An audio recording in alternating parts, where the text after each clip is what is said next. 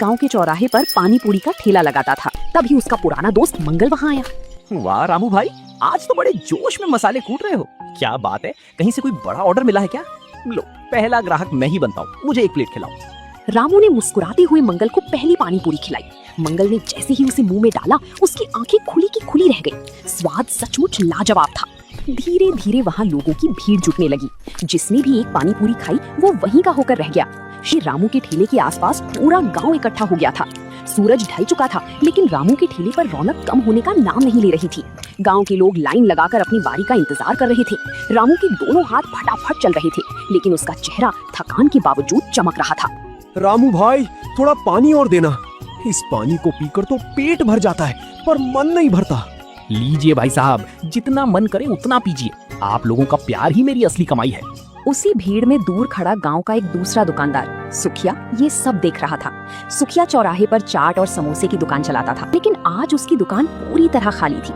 उसके अंदर ईर्ष्या की आग सुलगने लगी थी। इस रामू के पास अचानक इतनी भीड़ कहाँ से आ गई? लोग मेरे गर्मा गर्म समोसे छोड़कर इसके खराब पानी को पीने के लिए लाइन लगा रहे। रात के 9 बजे तक रामू का सारा सामान खत्म हो चुका था। उसकी जेब आज नोटों से भरी हुई थी। वो खुशी खुशी अपने घर की तरफ रवाना हुआ, जहाँ विमला उसका इंतजार कर रही थी। उसने आंगन में ठेला खड़ा किया और सीधे अंदर गया। वहीं दूसरी तरफ गांव के एक सुनसान कोने में सुखिया और मुखिया जी के वफादार आदमी कालू के बीच एक गुप्त मुलाकात हो रही थी। सुखिया का चेहरा ईर्ष्या से लाल था। कालू भाई, तुम्हें बस एक छोटा सा काम करना है। उस रामू की पानी पूरी ने मेरा पूरा धंधा चौपट कर दिया है। बोलो सुखिया भाई, क्या करना है? क्या उसके ठेले को तोड़ दूं या उसे गांव से भगा दूं? नहीं, ऐसा करने से सब मुझ पर शक करेंगे। तुम्हें बस आज आधी रात को उसके घर जाना है, जहाँ वो अपना ठेला खड़ा करता है। वहाँ जाकर उसके पानी के बर्तनों में ये कड़वा और बदबूदार तेल मिला देना है। समझ गया। सुबह जब वो पानी बनाएगा तो उसका स्वाद इतना गंदा हो जाएगा कि लोग थूकने लगेंगे। उसका नाम और धंधा दोनों एक झटके में खत्म। बिल्कुल सही। और जब लोग उसकी शिकायत करेंगे तो मुखिया जी खुद उसका ठेला जब्त कर लेंगे। फिर न रहेगा बांस, न बजेगी बांसुरी। कालू ने सिर हिलाया और रामू के घर की तरफ निकल गया। सुखिया मन ही मन रामू की बर्बादी का जश्न मनाने लगा। अगली सुबह रामू हमेशा की तरह जल्दी उठा। रामू अपने बर्तनों को साफ करने के लिए जैसे ही ठेले पर गया, उसे कुछ अजीब सी गंध आई। ये कैसी अजीब सी महक है, जैसे कोई खराब तेल गिरा हो। विमला, तुमने यहाँ कुछ फेंका था क्या? नहीं तो, मैंने तो वहाँ कुछ नहीं फेंका। क्या हुआ? रामू ने जब पानी बनाने वाले बड़े पीतल के बर्तन को उठाया तो देखा कि उसके अंदर एक अजीब सा काला गाढ़ा तेल चिपका हुआ था। उसने बर्तन को सूंघा और तुरंत पीछे हट गया। अरे नहीं, ये तो वही गंदी महक है। किसी ने रात में मेरे बर्तनों में कोई खराब तेल मिला दिया है। ये बर्तन पूरी तरह खराब हो चुका है। हे भगवान, ये किसका काम हो सकता है? कल ही तो आपने इसे अच्छे से धोकर रखा था। अब आज पानी कैसे बनेगा? ग्राहक आने वाले होंगे। ये जरूर किसी जलने वाले का काम है। वो चाहता है कि मैं आज धंधा ना कर पाऊं ताकि मुखिया जी का कर्ज ना चुका सकूं। अब हम क्या करेंगे रामू? हिम्मत हारने से काम नहीं चलेगा विमला। वो मेरा बर्तन खराब कर सकते हैं, मेरी किस्मत और मेरा हुनर नहीं। हमारे पास जो दूसरा छोटा स्टील का बर्तन है उसे निकालो। पर वो तो बहुत छोटा है, उसमें तो आधा पानी भी नहीं आएगा। कोई बात नहीं, हम 2 बार में पानी बनाएंगे।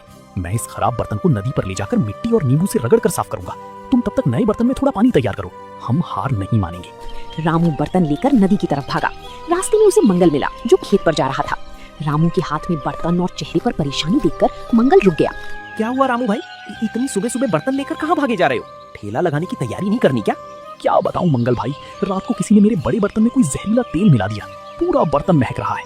आज का धंधा खतरे में है। ये पक्का उस सुखिया का काम होगा। कल वो बहुत जल रहा था। तुम फिक्र मत करो रामू, मैं तुम्हारे साथ नदी पर चलता हूँ। हम दोनों मिलकर इसे अभी साफ करते हैं। नदी के किनारे रामू और मंगल ने मिलकर मिट्टी और नींबू से उस पीतल के बर्तन को इतनी बुरी तरह रगड़ा कि वो चांदी की तरह चमक उठा। बर्तन से वो गंदी महक पूरी तरह गायब हो चुकी थी। सुखिया अपनी दुकान के बाहर खड़ा होकर मुस्कुरा रहा था। उसे लग रहा था कि आज रामू आएगा ही नहीं। लेकिन जैसे ही रामू ने अपना ठेला लगाया, सुखिया के चेहरे का रंग उड़ गया। ये कैसे हो सकता है? कालू ने तो कहा था कि उसने बर्तन बर्बाद कर दिया है। ये रामू का बच्चा फिर से ठेला लेकर आ गया। तभी वहाँ मुखिया ठाकुर धनराज अपने 2 आदमियों के साथ धमक पड़े। मुखिया को देखकर भीड़ थोड़ा पीछे हट गई। हाँ भाई रामू, सुना है आजकल तुम्हारी पानी पूरी कुछ ज्यादा ही बिक रही है। जरा हम भी तो देखें कि इसमें ऐसा क्या खास है। प्रणाम मुखिया जी। आइए, ये तो मेरा सौभाग्य है कि आप मेरे ठेले पर आए। मैं अभी आपके लिए प्लेट लगाता हूँ। रामू ने पूरी सादगी और सम्मान के साथ मुखिया जी को पानी पूरी का दोना थमाया। मुखिया ने पानी पूरी को मुंह में डाल लिया। स्वाद इतना बेमिसाल था कि मुखिया की कड़क आंखें भी पल भर के लिए बंद हो गईं। स्वाद में तो दम है रामू, लेकिन याद रखना, स्वाद से सिर्फ पेट भरता है, कर्ज नहीं। मेरी शर्त याद है ना? जी मुखिया जी, आपकी शर्त का एक एक शब्द याद है। भगवान ने चाहा तो मैं वक्त से पहले ही आपका पूरा कर्ज लौटा दूंगा। मुखिया जी अपनी तारीफ छिपाते हुए वहाँ से आगे बढ़ गए। सुखिया दूर से ये सब देख रहा था। उसका पहला प्लान फेल हो चुका था, इसलिए अब उसने सीधे ग्राहकों के बीच अफवाह फैलाने की सोची। वो चुपके से भीड़ के पीछे जाकर खड़ा हो गया। भीड़ में खड़े होकर सुखिया ने जोर से आवाज बदली और चिल्लाया, अरे भाइयों, जरा संभल कर खाना। मैंने सुना है कि रामू इस पानी में कोई नशीली चीज मिलाता है जिसे खाकर लोग इसके आदी हो जाते हैं। तभी तो कल तक इसकी पानी पूरी कोई पूछता नहीं था और आज सब यहाँ लाइन लगा रहे हैं। ये सुनते ही भीड़ में थोड़ा सन्नाटा छा गया। लोग एक दूसरे का मुंह देखने लगे। कुछ ग्राहकों ने हाथ में पकड़ी हुई पानी पूरी वापस धोने में रख दी। हाँ भाई, बात तो सोचने वाली है। अचानक रामू की पानी पूरी का स्वाद इतना कैसे बदल सकता है? तभी मंगल वहाँ आ गया।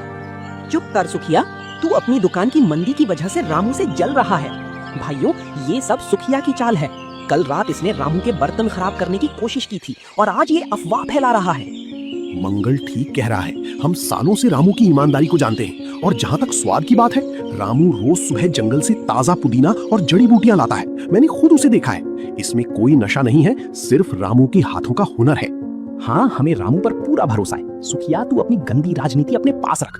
रामू भाई, तुम अफवाहों पर ध्यान मत दो, हमारे लिए एक एक प्लेट और लगाओ। भीड़ ने सुधीर की बात का समर्थन किया और सुखिया के खिलाफ नारे लगाने शुरू कर दिए। सुखिया शर्मिंदा होकर सिर झुकाए वहाँ से दुम दबाकर चला गया। रामू की आंखों में खुशी के आंसू आ गए। उसकी ईमानदारी ने आज अफवाह की दीवार को गिरा दिया था। रामू के काम में और भी ज्यादा बरकत होने लगी। अब वो चटपटे पानी पूरी वाले के नाम से मशहूर हो चुका था। कुछ ही हफ्तों बाद रामू ने अपनी बचत के पैसों से चौराहे पर ही एक छोटी सी पक्की दुकान किराए पर ले ली। आज उस दुकान का उद्घाटन था। गांव के सभी गणमान्य लोग वहां मौजूद थे। रामू, देखिए, आज पूरा गांव हमारी खुशी में शामिल होने आया है। कभी हमारे पास मसालों के पैसे नहीं थे और आज भगवान ने हमें अपनी दुकान दे दी। ये सब तुम्हारी दुआओं और गांव वालों के भरोसे का नतीजा है विमला। मैंने कभी नहीं सोचा था कि मेरा ये छोटा सा हुनर मुझे यहाँ तक पहुँचाएगा। तभी मंगल और सुधीर दुकान के अंदर आए। बधाई हो रामू भाई, अब तो तुम बड़े दुकानदार बन गए हो। अब हमें पानी पूरी के लिए धूप में खड़े होकर इंतजार नहीं करना पड़ेगा। हाँ रामू भाई, और अब तो तुम्हारी दुकान पर बैठने की भी अच्छी व्यवस्था है। पर याद रखना, दुकान भले ही बड़ी हो गई हो, लेकिन उस तीखे पानी का स्वाद और तुम्हारी सादगी कभी नहीं बदलनी चाहिए। सुधीर भाई, ये स्वाद और ये स्वभाव ही तो मेरी असली पूंजी है। इसे मैं कभी नहीं बदलूंगा।